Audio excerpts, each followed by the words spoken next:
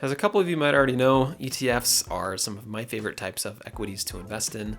Individual stocks are also really fun to buy and hold as well, but as we know, ETFs hold hundreds of different stocks all in one unit, keeping it nice and simple. And a lot of them, especially the ones that I mentioned in this video, continue to match the returns or beat the S&P 500 over a 10 and even 20-year time frame. So today we're going to talk about the top 10 ETFs that I think are some of the best to have in your portfolio and will help you get to that $1 million portfolio valuation and continue building that life-changing wealth over time.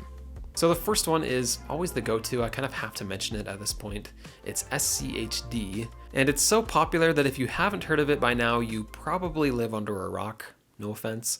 But this ETF is arguably one of the best dividend growth ETFs to hold in your portfolio.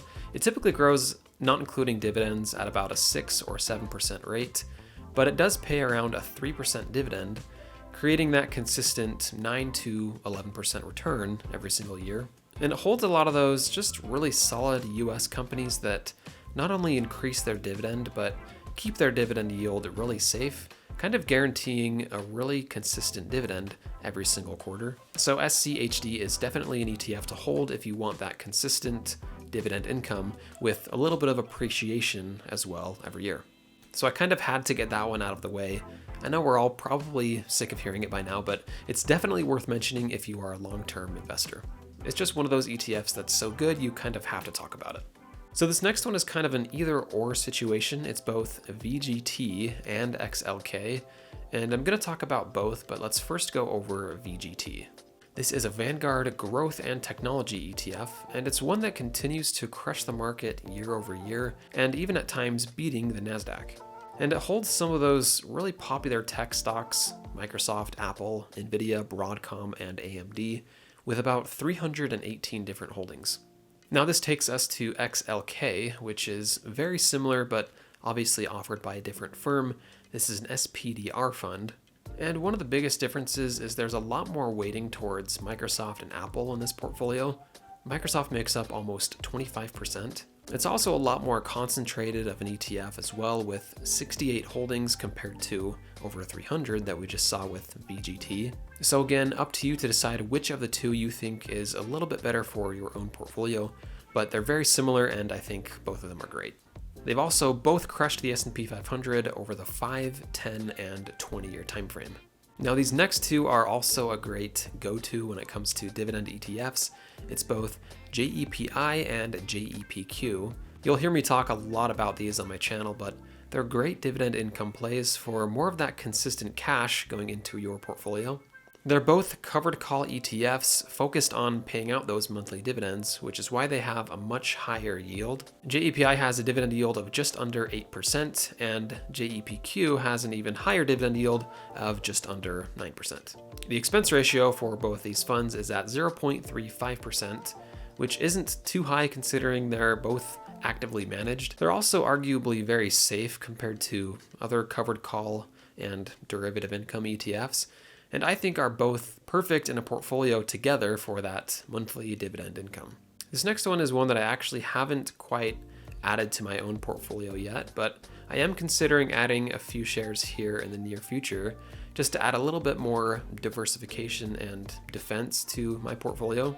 It's XLV, or the SPDR Healthcare ETF. So just like XLK, this is a sector ETF holding large cap healthcare companies. So in the top 10, you'll see companies like Eli Lilly at nearly 12%, United Health Group, Johnson & Johnson, and AbbVie. Just all those consistently yet gradually growing healthcare companies. And as we saw before, these SPDR funds are a little bit more concentrated compared to other ETFs.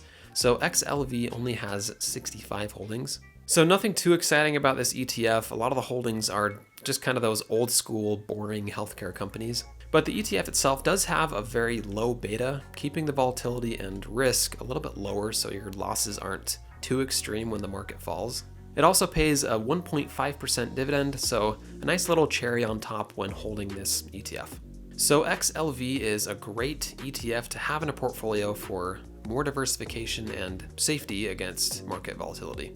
Another one of my favorites that I also think is pretty underrated at the moment, it's called COWZ, C-O-W-Z, or the Pacer US Cash COWZ ETF.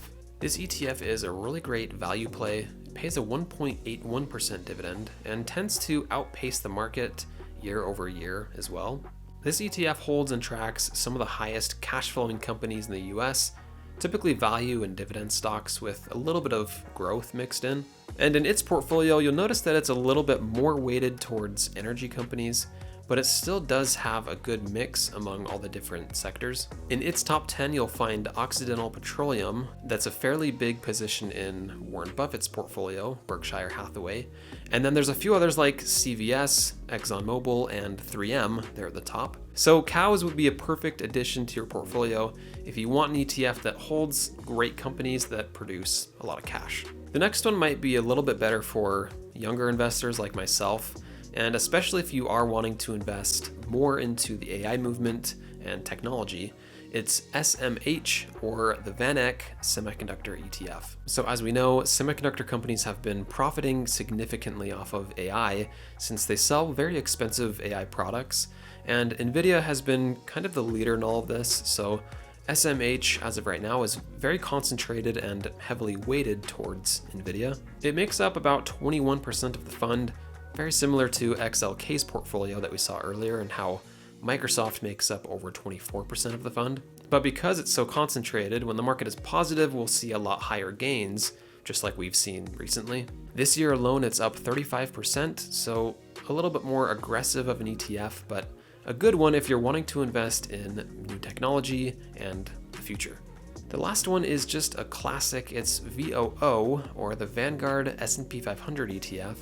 And this one, of course, is going to match the returns of the S&P 500. So a great anchor for really any portfolio and very low cost as well. Its expense ratio is 0.03%, which you most likely won't find any lower. That's the beauty of Vanguard funds. They're very inexpensive. So again, you'll be getting those nearly exact returns of the S&P 500 when you're holding this ETF with a nice little 1.34% dividend, which will help compound those returns you're making over time. Like I mentioned at the beginning of this video, each of these ETFs either match or beat the returns of the S&P 500, especially with a lot of them being tech and growth ETFs.